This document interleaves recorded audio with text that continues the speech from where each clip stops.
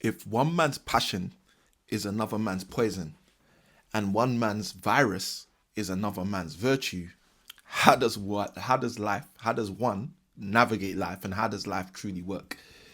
This is a question that is super vital for all of us to answer, like every single person on this planet. And I remember growing up, just to give you the backstory, with my dad telling me again and again and again, one man's food is another man's poison, which I now say is one man's passion is another man's poison. And the reason I now say that is because after hearing my dad say this again and again and again and again growing up, I started to develop this conceptual idea about how things work, how a few things work. So, for example, antidotes, okay, vaccines, okay. Now, years ago, before CV-19, you know what I'm talking about, we were told that potions and vaccines were developed by taking a specific virus in a small dose and exposing someone's body to that virus. So someone who caught that virus, let's say by accident, it could have detrimental, catastrophic effects on their body. But someone who was exposed to that virus in a small non-lethal dose would be able to get their body to get used to how to combat that specific virus, which thus tells us that one man's virus can potentially be seen as another man's virtue. One man's virus can potentially be seen as another man's value. Okay? So this is why I took this idea that my dad shared with me from young, that one man's food is another man's poison, and started to realize that it's equally one man's poison that's another man's passion, and one man's virus that's another man's value. But again, if that's the reality, if that's true, how do we work that in? How do we start to utilize that from within? How does that become valuable to you? How does that become valuable to me? Now, in one of my recent videos, I spoke about business. I spoke about the cost of doing business. And I got a powerful comment from Tariq, who was talking about how he had seen from the stuff I was talking about in that video, how that had played out in his life. He even mentioned a camera that he bought years ago before he went into business, and how he had paid the cost before he knew he had to pay the cost, and now he's benefiting from having paid the cost. And it was that comment, reflecting on that in light of the topic I was going to share with you today, that made me think about this whole idea of one man's food being another man's poison, one man's passion being another man's poison, right? Because of the simple idea that it's the experiences of others, if we choose to embrace and lean on, that may have been poisonous for them, but becomes a passion for us. You see, in the Bible, this is interesting because this is something that when I learned really kind of shifted the way I think about things. In the Bible, in the New Testament, specifically, let's talk about the book of Acts. You read a story about this amazing, phenomenal, engaging guy. His name is Stephen. And the Bible basically says that Stephen is one of the new kind of disciples that rises up after the death of Jesus. And Stephen has this ability, this tenacity to minister in a way where people just get him. He embraces the people. And what happens is, over a short period of time, the Bible says in the book of Acts that Stephen grows to a level of prominence where the people he ministered to, namely the widows, they started to really see him as someone of value. And what happens is the authorities in charge don't like how much he is getting exposed and how much his exposure is growing, how much his value is showing. So what the authorities do is they basically kind of like set him up, okay? They create a situation where they ask him to preach. And where they ask him to preach, they have these heads of the religion, the Judaic religion, that is, around. The priests from the synagogues, the Pharisees and the Sadducees were there watching him preach this message.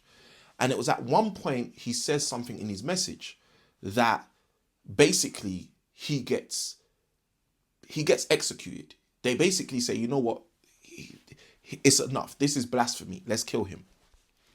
Now, what's interesting is when I was younger and I used to read that passage in Acts, I used to think, wow, this is powerful. This is martyrdom. Like, this guy did what he did to the degree of death because he believed in it so deeply. But then I started to spot a pattern. And this pattern really shifted things for me. And this pattern was this. It was the fact that when you look at what Stephen preached on the day that he died, if you look at all of the lines, like line by line of exactly what he preached on the day he died, and then you look at the person who the Bible says was consenting to his death, okay? It says that Saul, a man named Saul, was consenting to the death of Stephen. That means he was the guy who said, you know what, let's sign it off. I give the authority. Let's get rid of this guy. And we know now from research that Saul was the student of Gamaliel, who was, again, Gamaliel was one of the main Pharisee teachers. So he was well known, prominent. So Saul, being his primary understudy, would have been, again, well known, prominent. He would have been the young buck coming up. So Saul recognizes this guy's teaching stuff that Saul doesn't agree with. Saul's like, look, let's kill this guy. They kill the guy. Now, a few chapters later, around Acts chapter 9, Saul has an encounter. He has an encounter on the road of Damascus that causes him to have a conversion. So his encounter results in a conversion. And when he gets converted, he becomes a believer. He becomes someone who believes in Jesus Christ as his Lord and Savior, just like Stephen did, the guy who he consented to kill. Just like Stephen did, the guy who he gave the authority for them to take out. Now, let me tell you why this is powerful. It's powerful because Saul, on this Damascus road, where he has a conversion and decides to start following Jesus after being a killer of the disciples, his name gets changed. And he changes his name from Saul to Paul. And you probably realize what I'm talking about right now, because Paul is the person who wrote 2 out of 3 of the books, and there's over 20 something books, right? But he wrote 2/3 of the New Testament. And I want you to think about that for a moment. Like, a guy who was the most suspicious of what the New Testament believers was doing, a guy who was a killer of the disciples and what they were doing, a guy who literally signed the authority over to murder someone who was preaching the good news, as it were, has a conversion and ends up being one of the highest versions of the articulation of the New Testament. Now, why is this important? Why is this relevant? What connection does this have? Well, on the surface level, the first thing is this: one man's poison, the very thing that got Stephen killed by the very man, Saul, who becomes Paul, becomes Paul's passion. Passion in the sense that Paul then goes on to spend the rest of his life ministering the gospel, like meeting people for the gospel, and literally writing out the gospel. Spends the rest of his life literally doing that. One man's poison, what kills one person, literally becomes the fuel, the passion, the energized battery for another person. But this is where it gets deeper. The pattern I spotted once, as I was reading through these pages in Acts, is that every single hardcore, large topic that we then see Paul write about throughout each and every one of the books he wrote, the book of Philippians, the book of Corinthians, or the books of Corinthians, the book of Romans, like when we go and read those books, we are reading chapters and chapters and chapters. Philippians got around 5 chapters. Romans over 12 chapters. Corinthians multiple chapters, and there's two books of Corinthians, and so on and so forth. We read chapters and chapters and chapters of literature that Paul wrote. But here's the thing that's powerful. If you go back and look at the one small sermon that Stephen preached, Stephen encapsulates all of the chapters and chapters that we read from what Paul was able to teach. And I remember spotting that pattern one day and saying to myself, wow, like, it's true. One man's virus is truly another man's value. It's true that one man's poison is truly another man's passion. And the reality is sometimes we look at what may seem poisonous, okay? To have the energy to talk about a topic that no one else wants to talk about. Or to have the boldness to show up on a consistent basis, like when no one else wants to show up. Like we sometimes identify what the world say is poisonous. And even though it makes us passionate, we stay away from it. because we don't understand this simple principle that one man's virus can literally be another man's value. I remember a number of years ago, one of the things I was super passionate about was going live on social media. So on YouTube specifically, I was going live every single week. This was throughout the lockdown period. And obviously I mentioned the lockdown at the start of this video. But in 2016, I replaced my wife's income. My wife was able to leave her job, sack her boss, as I call it, right? Fire her boss. Because I was working in a full-time teaching role, I couldn't leave my job at the same time. So obviously I continued to do my property thing, raise a bit more finance. And then in early 2017, I believe it was the Easter term, I was able to hand in my resignation and leave my job. So from 2017, my wife and I have been working from home in our own business. Now, this is where this gets super powerful. So we're working from home since 2017. We're homeschooling our children since 2017. And then 2019/2020, you know what happened.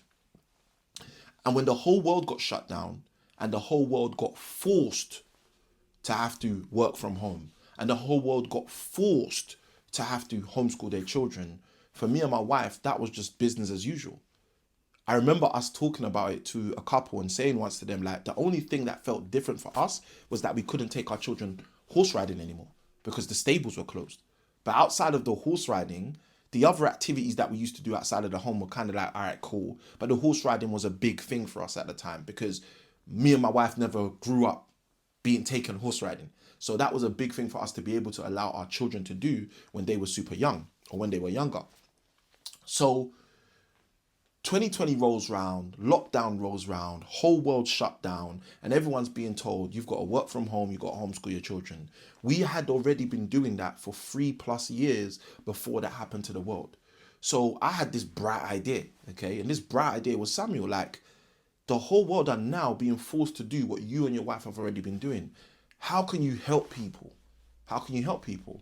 So I decided that what I was going to do is I was going to go live on YouTube every single week. It was on Saturday, I think around 7 p.m. And when I first started, we called the YouTube's like session or show, we called it Strategy in a Storm. Because what I decided to do was go live every week and provide strategy absolutely for free. Now, those of you who've been following me for a while, you know that I do strategy calls for people to help them in their business. And typically right now, our strategy calls are priced at £5,495 for a 60-minute call. And I also do coaching calls. I don't usually take any of the coaching calls myself. I have other members in my team who do those coaching calls, but our coaching calls are 30 minutes and typically are booked at £3,495. Now, I know some people who are going to hear that are going to say, Samuel, wow, like, how are you going to charge someone £5,495 for 60 minutes of your time?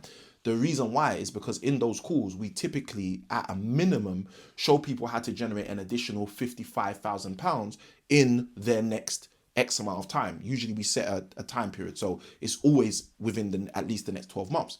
So you've got to ask yourself that question, like, would you pay £1 to get back £10? Okay, because if the answer is yes to that, then it's a no-brainer. So considering I've been charging people over £5,000 for a 60-minute strategy call for X amount of time, when lockdown came and everyone was shut down, I was like, okay, cool. Like, the least I can do is open up those strategy calls by making myself available every Saturday live, right? And we had a call-in section where people could phone in and call us and say, hey, Samuel, I'm going through this, etc. Right? And if you're interested in checking some of those out, like, yeah, it was a few years ago now. But yeah, all of that content is still on YouTube. It's all still there in my live stream. You have to check the lives because it's a slightly different segment and section on the channel, but it's on this channel and you can just go check it out. Now, why do I bring that up? I bring that up because of this. I was going live every week. We did, I think, 77 weeks. We did a whole bunch of weeks, over 70 weeks, right? And obviously, if we're doing that every week and we did over 70 weeks, you can tell now we did over a year. Like, throughout the whole lockdown period, we were literally there every single week for people. And we shifted the name. Like, after about 7 or 8 weeks, we changed it from Strategy in the Storm to the Impact Property Show. Because we were doing a lot more than just taking in the calls. We were sharing news, breaking news down, helping people with strategy, as well as a few other things. And obviously, we had the callers coming in and support them as well. So you're doing that week in, week out, week in, week out, week in, week out, week in, week out. That was my passion. And after doing it for like a year and a half, something dawned on me. Like what dawned on me, I actually learned this after someone taught it to me. But what dawned on me was, for some reason, the channel was not getting any growth. Now, hand on heart, I didn't start that for growth. I didn't start it for the channel to grow. I started it to help people, and we helped a lot of people. We served a whole bunch of people throughout that year plus. But it did dawn on me that, hold on a minute, you're showing up every single week consistently, but for some reason your channel is not growing. Like, what's up? Okay. And I didn't know the answer. I went probably about a year, probably into late 2022, early 2023, not knowing why that was. And then it hit me. I was speaking to someone and they basically shared something very profound. And the simplest thing, I'm just going to break it down in the most simple of context so that you can take the value from what might have felt for me like venom at the time, right? But I was speaking to someone and they basically said something very simple. They said, do more people know you or not know you out there in the world? And I used to do maths, right? So this is a super easy answer or question to answer for me, right? If it's true that there's 8.9, they say at the last count that I remember. But if it's true that there's 8 billion people on the planet, then the answer 100% all of the time is going to be more people don't know me. Okay. So the next thing that hit me when that was said to me had nothing to do with what the person was talking about, but it had everything to do with what I realized is why the passion I had didn't actually result in the payoff I thought it would. And I started to think about it, like genuinely, like, hold on a minute, this makes sense. If more people don't know me than people that do know me, and I'm showing up regularly, but only in this format, okay, and that's the live format. And I love going live. The reason I love going live is because there's no faking it. Like, the reason I love going live, it's you, it's me, and it's real. Like, what you comment, I'm looking at. What I say, you're looking at. You're listening to. Let me put it that way. But it's live, it's real, okay? Like, if I make a mistake, like I made a mistake, and this is partly why I like these kind of uploads as well, because these kind of uploads are raw. Like, there's minimal edit. I have to say minimal edit now. I can't say no edit, because on the odd occasion where my phone has run out of battery, like yesterday's video, or my phone has run out of storage, like I think it ran out of storage in yesterday's video and it's run out of battery in a previous video, like I have to stitch the videos together or get someone to do that. So minimal edit. But the point I'm making anyway is I realized if more people don't know me than do know me, then the majority of people that are looking at my thumbnail, the majority of people are looking at the image of a video that I put out are people that don't know me. And then it started to hit me like, hold on a minute. If someone doesn't know me and they're looking at a thumbnail, even if that picture and that text is telling them this is the answer to your biggest problem right now in life, the next thing they're going to see is the time. And by time, I mean length.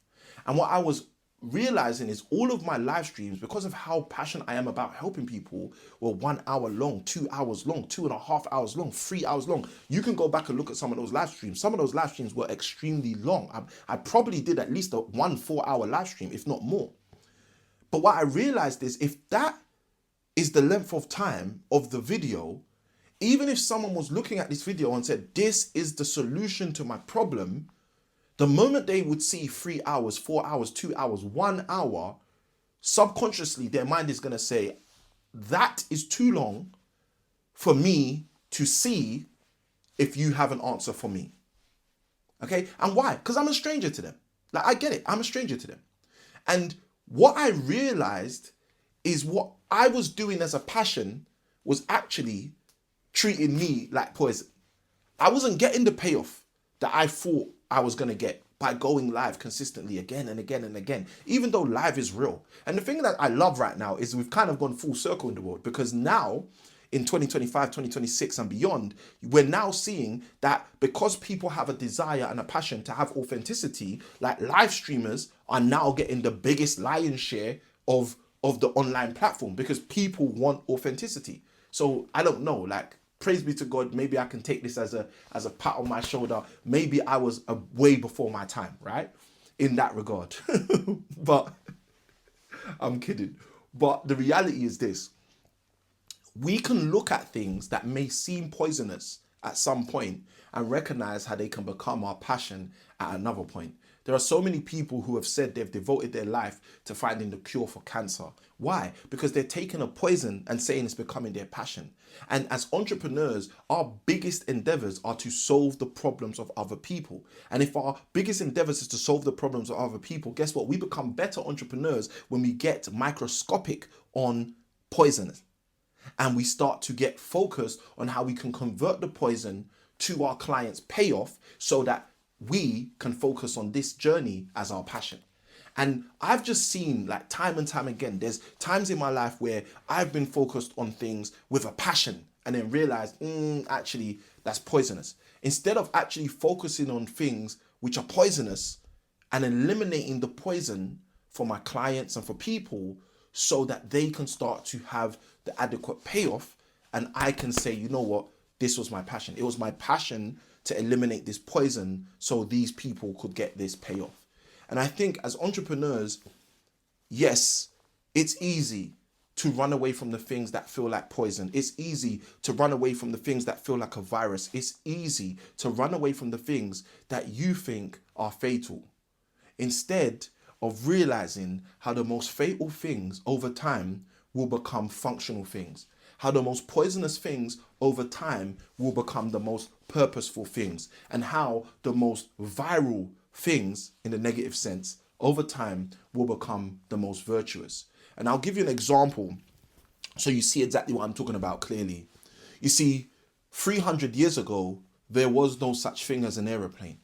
And because there was no such thing as an aeroplane, it would have been viral from a negative sense. It would have been vicious from a negative sense. It would have been literal suicide from a negative sense for someone to say they're going to travel from the UK to Malaysia. That would have just been a ridiculous thing for anyone to say 300 years ago, because they would have understood that what they'd have to go through, whether it be traveling by sea or attempting to travel some way through mostly by land, they would understand that the amount of elements, the amount of terrains, the amount of the amount of people, right? And when I say people, I don't mean people in terms of number. I mean people in terms of the different tribes, the different, like, the amount of drama they would have gone through to get from somewhere like the UK all the way to Malaysia would have literally been a form of suicide. But here's the thing that's interesting about today. Today in 2026, you can pay less than £1,000 and be on an aeroplane. An aeroplane that will take you only a matter of years in order for you to land in Malaysia and get the payoff. Get the payoff of meeting the Malay people and realizing, hold on a minute, it only took me less than 24 hours to get here. I came from the UK all the way to Malaysia in less than 24 hours today. Why? Because someone took what would have looked like poison, a trip from the UK to Malaysia, and turned that into their passion so that we can have a plane. And today, because we have a plane, the solution of an entrepreneur, okay, people now get the payoff of being able to fly to Australasia, to Asia, to the UK, to US of A, or to Mother Africa, to anywhere they want around the globe, because someone made the payoff their passion instead of running away from the poison. So as we conclude this video, what I want to encourage you to do is ask yourself, which poison have you decided to support people to create a payoff? Because that, my friend, is most likely going to be your most profitable passion. With that being said, Samuel Akanwin signing out. Maybe go and watch this video, which is my video from yesterday, if you haven't seen it already, so you can move further faster in your future. And with that being said, as I usually say, remember, small keys open big doors. Good day, God bless. I'll see you on the next. Let's go.